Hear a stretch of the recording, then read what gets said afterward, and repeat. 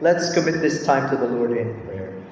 Almighty Father, we worship and adore you. Maraming salamat sa inyong kabutihan sa bawat isa sa amin.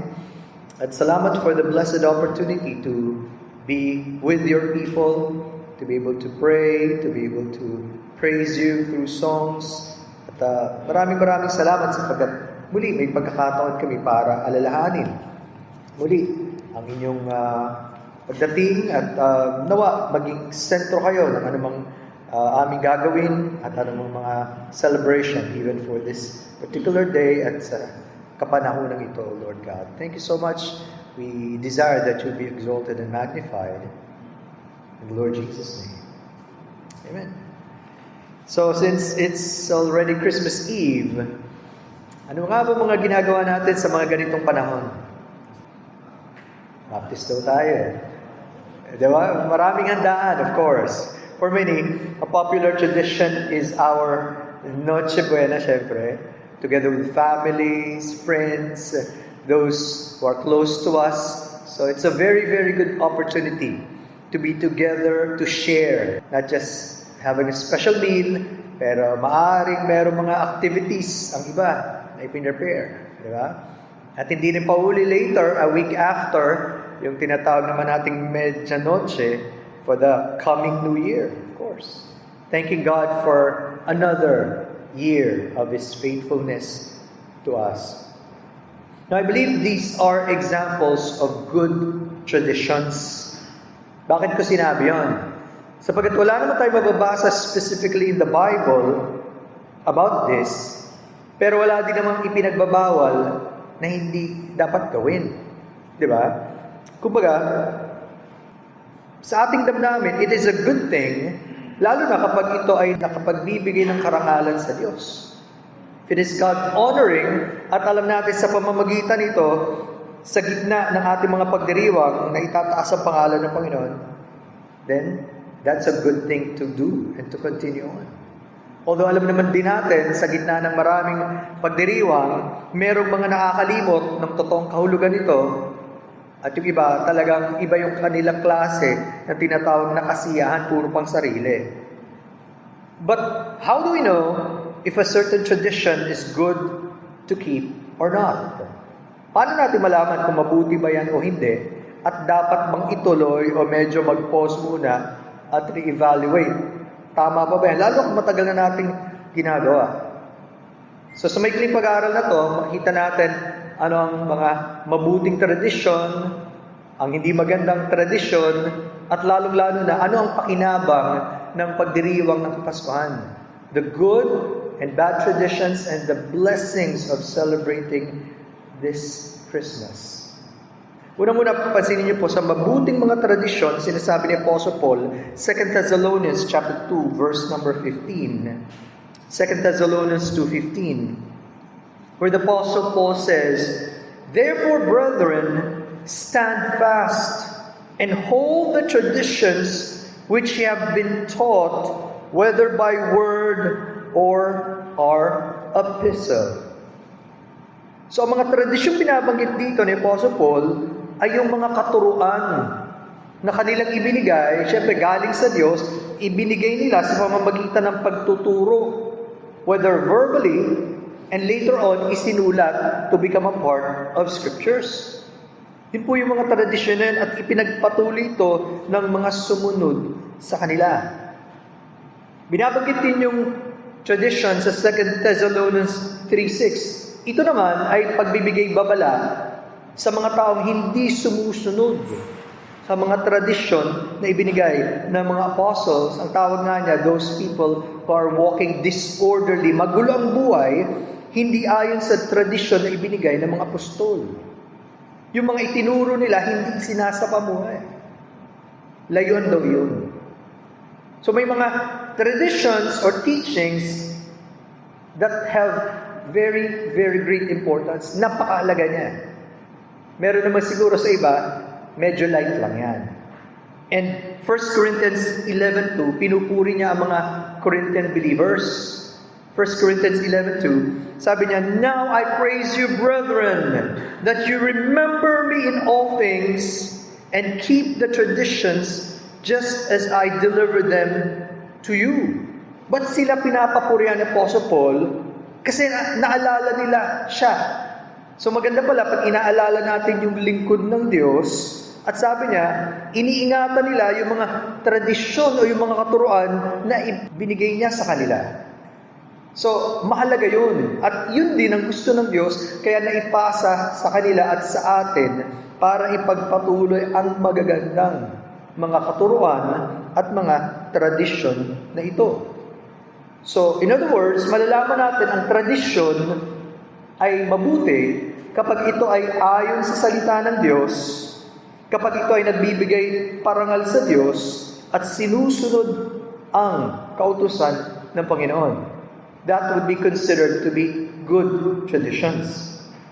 Of course, on the other side, may mga tao naman, ginagawa nila yung pagpapatuloy ng mga tradisyon at katuruan na hindi kinakalugdan ng Diyos. These are called as bad traditions. You can see that from Matthew chapter 15. Verses 1 to 2, Matthew 15, 1 to 2, actually up to 3, sabi dyan, Then the scribes and Pharisees who were from Jerusalem came to Jesus saying, Why do your disciples transgress the tradition of the elders, for they do not wash their hands when they eat bread? He answered and said to them, Why do you also transgress the commandment of God because of your tradition? Mapapansin nyo, the religious leaders of that time were very confused. Nalito sila at hindi nila nalaman ang distinction between the traditions of men and the commandments of God. Akala nila pareho. Pinagpalit nila. Since they did not know and they were not aware of the difference between the traditions of men, in fact, they willingly broke the commandments of God in order to follow the traditions of men. Hindi ba gano'n? Pag magkasalungat, ang utos ng Diyos at ang ginagawa ng mga tao, mamimili ka eh. Itutuloy ko pa ba yung ginagawa ng marami o susunod ako sa Diyos? You have to make a choice. Ang problema, matagal na nilang pinaniwalaan yung mga ibinigay ng kanilang mga ancestors, yung mga ninuno nila, na ipinasa sa kanila long generations na yan. And they've been practicing that for a long time. They felt and they thought, galing talaga sa Diyos. To the point, hindi nila alam, mas pinipili na nila yung binigay ng tao na katuruan kaysa sa salita ng Diyos. Kaya pala sila kailangang i-rebuke ng Panginoong Kristo. Because may pagkakaiba, hindi nila nakita ang pagkakaiba. So, we must consider both of these points when it comes to the things that we have been doing, especially if it's going on for a long time with our church, with our families, in our society. Ano bang mga nagaganap? Lalo na, eto nga, since you're already in our Christmas Eve, bakit ba natin ginagawa yung ginagawa natin? And the reason I was able to think about this, may nabasa akong isang post ng isang pastor. At ang kanyang post is based on the premise na dahil walang kautusan sa Bible to celebrate Christmas, at ang origin nito ay pagan, hindi nila sineselebrate sa church, at ang tono, the tone of it, is that Christians should not do the same thing. And I know for a fact how that feels. I was there before. Alam ko rin ganun. When you feel we should never ever say even the word Christmas, it's like a sin. So you become strict. Ang problem with that kind of view, buting na lang kung gracious nga. Ang problema, you expect everyone to follow the same thing. Merong ganon na dating. Again, while I agree, of course, walang direct command from scriptures to celebrate Christmas, at ang problem dun sa argument of the silence of scriptures, parang hindi matibay eh. Kasi marami rin naman tayong ginagawa ngayon na hindi nakalagay sa scriptures, but we still continue to do that. Right? Hindi naman kasi mali. Wala nga lang direktang command. So if your argument is walang command, it doesn't mean it's necessarily wrong. Right? So, in fact, ilagay lang natin on the other side. Wala din namang command na huwag mong gawin. Diba? That's the other side of it. So, while I was thinking of this, ano ba yung blessing and benefits for us when we truly honor the Lord by celebrating Christmas in the right way? First of all, habang iniisip ko ito, this is a very good time to remember and rejoice in the coming of our Savior. Yun naman talaga yun eh. Napakagandang pagkakataon para alalahanin natin at maggalak tayo sa pagdating ng ating tagapagligtas, sapagkat totoong dumating siya. You can never deny the fact, sabi nga ni Pastor Kanya, it's not actually the date, but it's the reality of that event. Sabi sa Luke 2, alam natin to, somehow tinalakay natin Sunday, but Luke chapter 2 verses 10 to 14, ito mismo yung binigay na mensahe. And the angel said unto them, "Fear not, for behold, I bring you good tidings of great joy." Talaga namang balita na magbibigay ng kasiyahan, malaking kasiyahan, which shall be to all people. For unto you is born this day. It really happened. Nangyari talaga. In the city of David, a Savior, which is Christ the Lord. And suddenly there was with the angel a multitude of the heavenly host, praising God and saying, "Glory to God in the highest, and on earth peace, goodwill toward men." Kita nyo? Through the coming of the Savior, merong paraan para ang tao ay magalak at magkaroon ng pagpupuri sa Diyos, which is not a small thing. Hindi siya maliit na bagay. Di ba? Kaya nga, ang usapan, kung ang dami-dami nating sineselebrate, and even the world is celebrating so many other things, why not the coming of the Savior? Kumbaga, napakagandang panahon sapagkat ang karamihan ay conscious sa ganyang kaisipan. And this would lead to the second blessing or benefit that we can experience.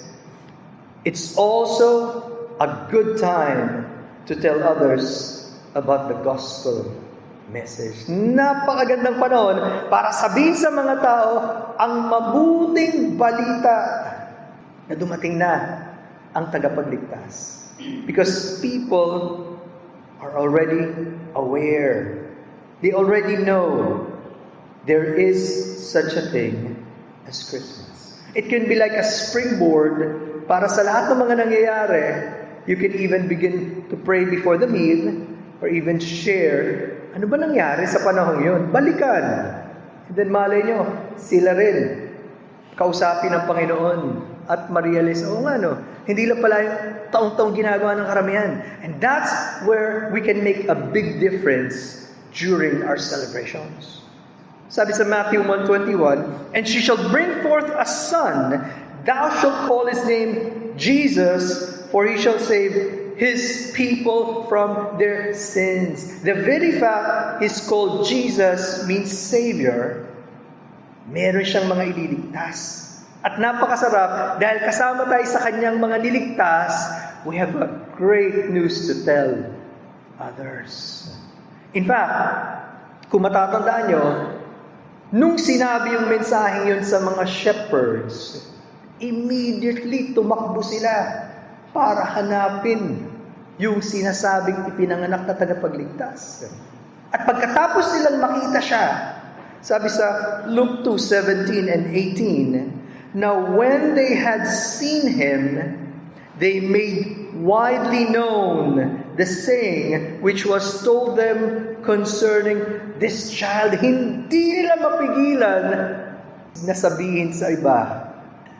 Kung andyan dyan yung kaligayahan at na-realize mo, eto na pala ang tagapagligtas, paano mo ngayon hindi sasabihin? Kailangan siya ng mga tao.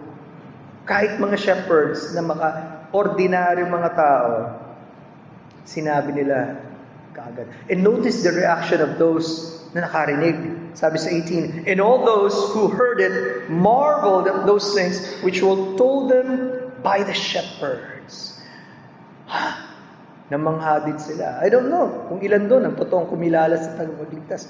Pero mahalaga, merong pinagbigyan ng mensahe, may nakakita at may nagsabi sa iba. So what a wonderful time to be able to tell who this Savior is. At bakit mahalaga ang okasyon ito. And thirdly, of course, alam naman natin, ang kapanganakan ng Panginoon ay pagtupad ng Diyos sa mga hula. Ito ang kanyang matagal ng pinangako. God is faithful to keep His promises. Alam natin, just like in Isaiah 7:14, therefore, the Lord Himself shall give you a sign. Behold, the virgin shall conceive and bear a son, and shall call His name Emmanuel, God with us. Saka, sa pangako ng Diyos, bagamat daang taon ang lumipas bago natupad, pero natupad. At sa pagdating ng yun, ang Diyos ay kasama natin. Kita nyo, pinapakilala agad kung sino ang Diyos. Hindi na siya malayo, malapit na siya sa atin. And of course, hindi ba kapahayagan ng malaking pag-ibig ng Diyos na ipinadala niya ang kanyang anak, as mentioned in John 3:16? Kung gayon na lamang ang pag-ibig ng Diyos sa sanlibutan na kanyang ibinigay ang kanyang bugtong na anak, ito ang pag-aasa ng tao para huwag mapahamak. So, ipinapakmalas ng Diyos kung sino siya, yung karakter ng Diyos, ba't kailangan niyang ibigay ang kanyang anak. At yun, naganap nung ipinadala niya ang kaisa-isa niyang anak. And fifthly, again, nagpamalas ang Diyos na ang sanggol na ito ay hindi ordinaryong sanggol. Siya nga ang Diyos na nagkatawang tao. Isaiah 9:6, His name will be called Wonderful, Counselor, Mighty God, the Everlasting Father, Prince of Peace. Sa sanggol na yun, siya mismo ang Diyos na nagkatawang tao.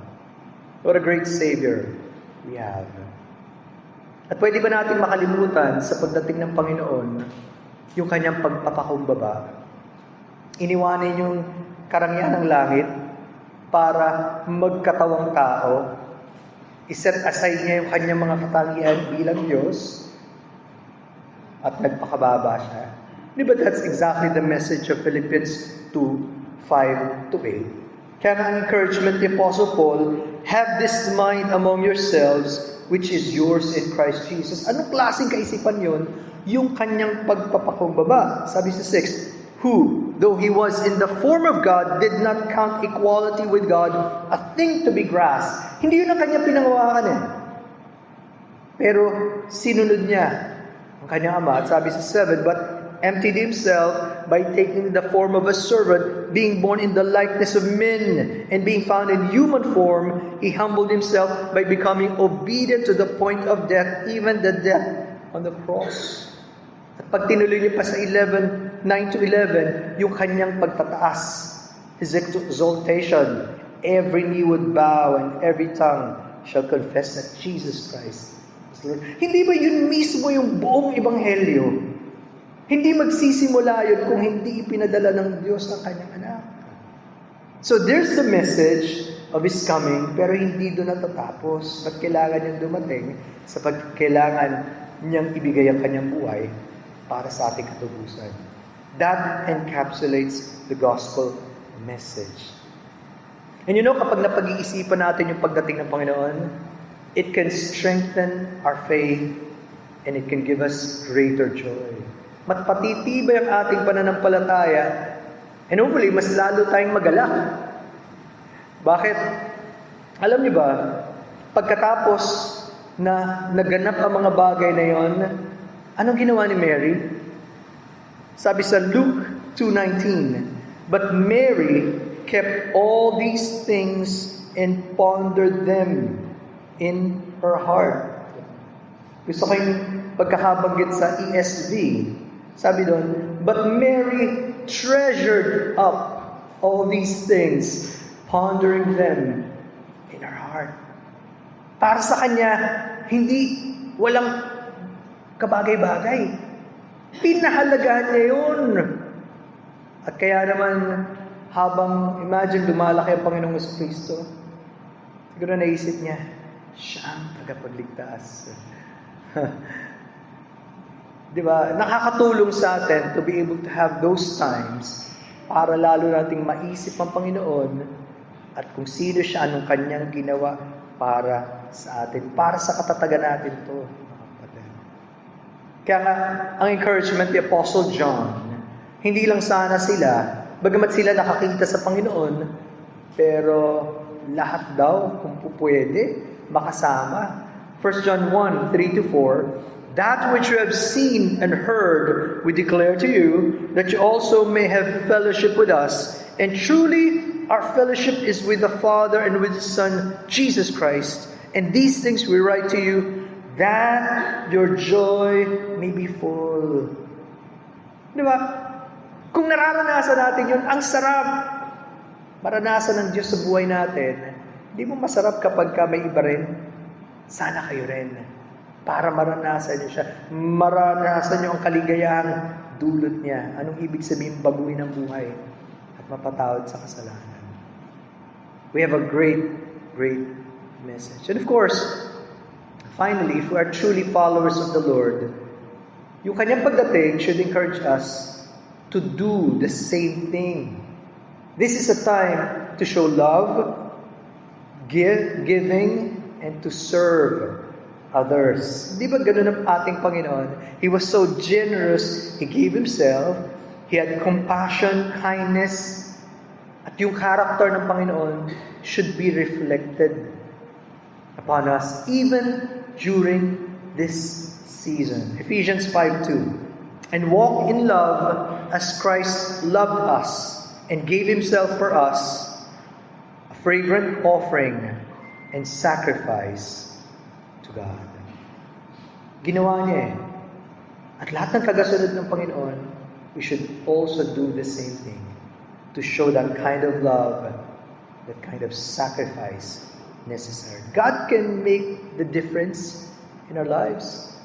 So kaya hindi rin pwedeng argument na kasi maraming gumagawa ng mali ngayon, wag na nating gawin. Sino magpapakita ng kaibahan?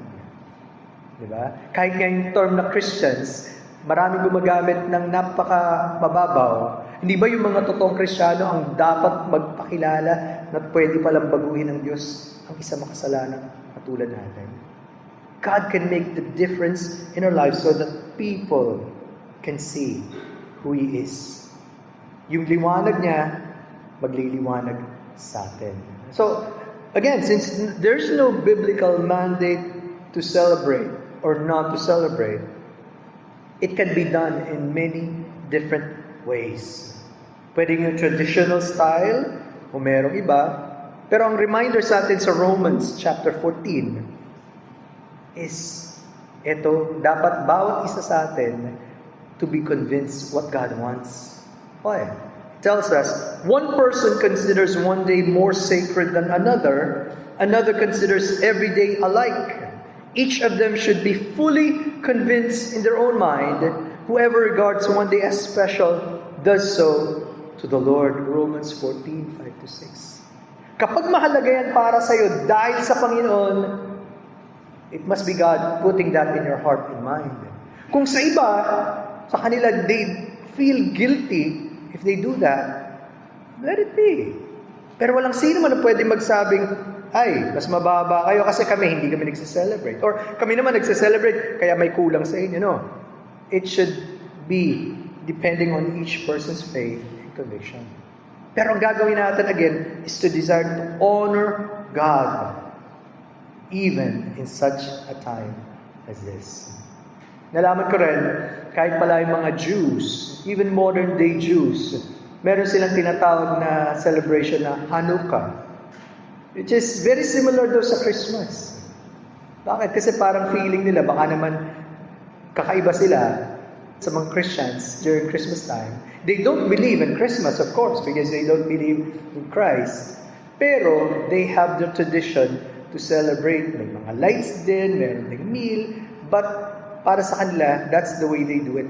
Pero sa kanila, walang meaning yung Christmas. Parang yung kausap ko yung mga estudyante ko, they have Christmas party, but they don't believe in Christmas because they don't believe in Christ. Para sa atin, magiging makabuluhan siya if Christ truly becomes the center in all that we do. And may God be pleased to bless us even at such a time as this at sa mga susunod pa. Anumang pagkakataon na pwede tayong gamitin ng Panginoon, sana maitaas natin ang kanyang pangalan. To Him be the glory.